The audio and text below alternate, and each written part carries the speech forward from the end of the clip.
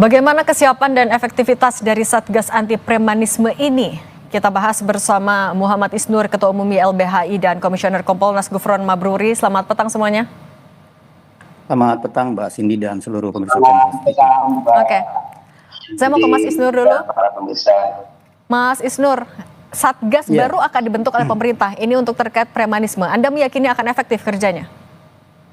Jadi gini, YLBHI mengkritik pendekatan dan respon pemerintah yang seperti senantiasa merespon dalam kegagapan. Lagi rame-rame diangkat, viral, baru menyelesaikan masalah gitu. Padahal YLBHI sudah lama mengkritik ya, bahwa masalah di sektor industri perburuhan adalah soal premanisme. Tapi kan selama ini penyelesaiannya justru yang diotak-atik adalah undang-undang tenaga kerjaan. Masalah hak perburuhannya, itu jadi nggak nyambung gitu. Masalah lain misalnya banyak juga pungli-pungli dan korupsi oleh aparat, itu nggak pernah diselesaikan. Banyak sekali riset, misalnya risetnya World Bank, risetnya banyak lembaga yang menemukan faktor-faktor utama apa yang menghambat investasi. Tapi itu nggak pernah diselesaikan secara sistematis. Jadi kebijakannya bersifat reaksioner. Nah, YLBHI mendesak, selesaikanlah permasalahan keseharian berbasis data dan riset yang baik. Sehingga penyelesaiannya sistematis gitu. Ini ada masalah misalnya kemarin judi online, bentuk Satgas lagi. Besok ada masalah sungai, bentuk Satgas lagi. Ini jangan sampai negara jadi negara Satgas. Dan penyelesaiannya bersifat misalnya temporary. Misalnya tadi kita lihat akan ada operasi 2 minggu. Padahal masalah premanisme bukan masalah 2 minggu. Masalah setiap hari masyarakat gitu. Yang kedua, hati-hati membuat masalah tanpa analisis dan kajian yang tepat, dia tidak tepat sasaran dalam penyelesaiannya. Misalnya gini, masalah premanisme itu bukan hanya berdampak pada soal ketenagakerjaan atau investasi. Dalam aspek kebebasan berekspresi masyarakat ya, dalam aspek jurnalisme, pemberitaan media, teman-teman yang demo, teman-teman yang menyampaikan pendapat di muka umum, teman-teman jurnalis yang di lapangan meliput, seringkali juga dihadapkan pada kekerasan oleh preman. Tapi problemnya kan ini bukan semata-mata di lapangan, Mbak, tapi rangkaian panjang sebenarnya ketidakhadiran negara. Dalam risetnya Ian Wilson bahkan ada banyak organisasi-organisasi ormas yang kemudian di lapangan menjadi seperti preman. Itu dibina atau pembinanya para pimpinan pejabat negara gitu. Pembinanya dalam strukturnya itu banyak sekali, bahkan aparat. Jadi sekarang tolong hindari, tolong coba cek semua ormas-ormas itu. Kalau masih ada pembinanya, yang ini ya dalam konteks premanisme ya. Kalau ada pembinanya, kalau ada dalam struktur kepengurusannya, aparat negara, pejabat pemerintah, itu harusnya nggak ada lagi. Kenapa? Karena mereka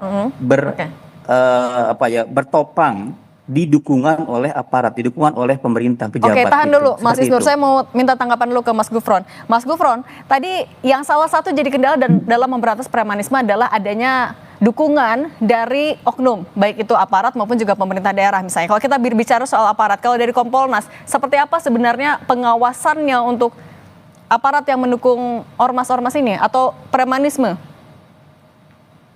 Ya, pertama saya mau bilang gini, persoalan premanisme ini kan melibatkan faktor yang sifatnya kompleks ya. Ada faktor-faktor yang itu terjadi di tingkat hulu gitu ya, akar permasalahan, tapi ada juga faktor-faktor atau permasalahan-permasalahan yang ada di tingkat hilir ya, yaitu perilaku tindakan yang memang itu terjadi di tengah-tengah masyarakat kita gitu ya. Jadi kalau kita mau menyelesaikan persoalan premanisme yang marak di masyarakat hari ini, maka pendekatannya juga harus komprehensif ya.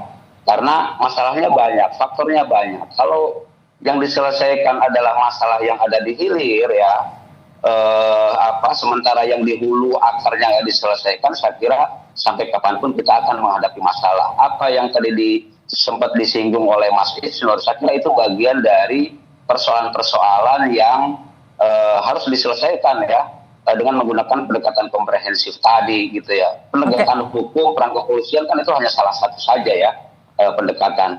Nah, untuk akar masalahnya Mas Isnur, sebenarnya apa yang harusnya jadi fokus dulu nih sama pemerintah sebelum bikin Satgas? Mas Isnur masih di mute? Ya, akar masalahnya adalah pembiaran. Akar masalahnya di mana negara membiarkan ormas-ormas yang menjadi seperti alat keamanan, penjaga lingkungan itu dibiarkan sekian lama, berpuluh-puluh tahun. Bahkan tanda kutip ya, menjadi kolaborator pemerintah atau negara. Sehingga kemudian mereka semakin membesar, merasa punya legitimasi untuk menjadi aktor keamanan. Itu kan dibiarkan terus-menerus. Maka menurut kami harus ada konsepsi bahwa tidak boleh, tanda kutip ya, ada aktor-aktor di luar negara yang merasa dan berhak menjadi aktor penjaga keamanan, aktor menjaga lingkungan gitu ya, sehingga dia bisa dengan kekuatannya memaksa entitas lain ya, perusahaan, masyarakat untuk tunduk dan memberikan sejumlah uang gitu. Mas Isnur, Jadi ya, mohon maaf Kang akar Potong, masalahnya- tapi kalau ada pembiaran, apakah Satgas ini sebenarnya jadi jawaban? Iya kan, ini kan baru sekarang Mbak, setelah puluhan tahun dibiarkan. Jadi makanya menurut saya sambil menyelesaikan, sambil dibaca, dikaji secara sosiologis gitu, secara historis, dan bagaimana penyelesaiannya secara menyeluruh. Libatkan para akademisi yang selama ini melakukan riset. Ada banyak tuh senior-senior akademisi, para profesor yang selama ini meriset soal itu. Bagaimana relasi ini dijalin untuk kepentingan misalnya politik, Mbak. Karena kan banyak tiba-tiba mau pilpres gitu ya, mau pilgub, tiba-tiba calon pilpresnya dikasih jubah, dikasih seragam ormas tersebut. Itu kan standar, Mbak. Dan itu dianggap normal gitu. Ketika capres mengenakan jubah tertentu, atau bahkan setelah jadi gubernur, setelah jadi pejabat, bupati, jadi presiden, dia disematkan baju ormas tertentu gitu. Oke. Itu yang nggak boleh. Oke, saya mau tanya dulu pendapat dari Mas Gufron. Mas Gufron, pembiaran ini yang jadi PR sebenarnya. Bagaimana Anda mengawasi Polri agar pembiaran ini akan bisa dijawab lewat Satgas? Ya, saya kira pertama gini ya, kalau bicara penanganan saya kira tanpa adanya Satgas gitu ya, Satgas dibentuk atau misalnya ada instruksi dari Kapolri yang diterbitkan kemarin ya,